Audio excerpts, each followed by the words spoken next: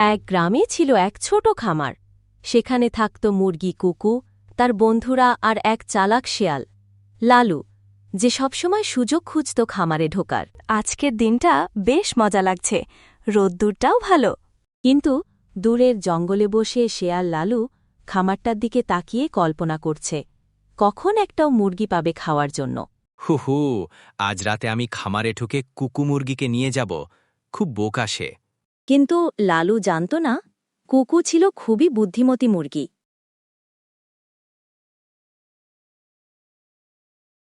হু, কেউ টেরই পেল না।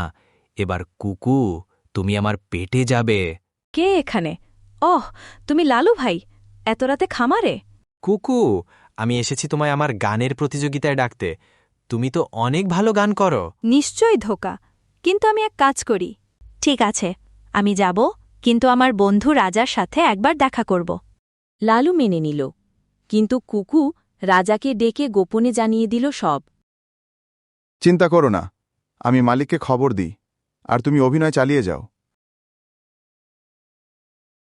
হাসছে আমার কপাল, মুরগি যাবে পেটের ভিতর। এই দুষ্টু শেয়াল, দাঁড়া। লালু ভয় পেয়ে কুকুকে ফেলে দিয়ে বুদ্ধি থাকলে শেয়ালের ঠকানো আটকানো যায়। এমন আরও মজার আর শিক্ষণীয় ভিডিও দেখতে চাইলে সাবস্ক্রাইব করুন আমাদের চ্যানেলটিকে, আর পাশে থাকুন সবসময়। বেল আইকনে ক্লিক করতে ভুলবেন না যেন।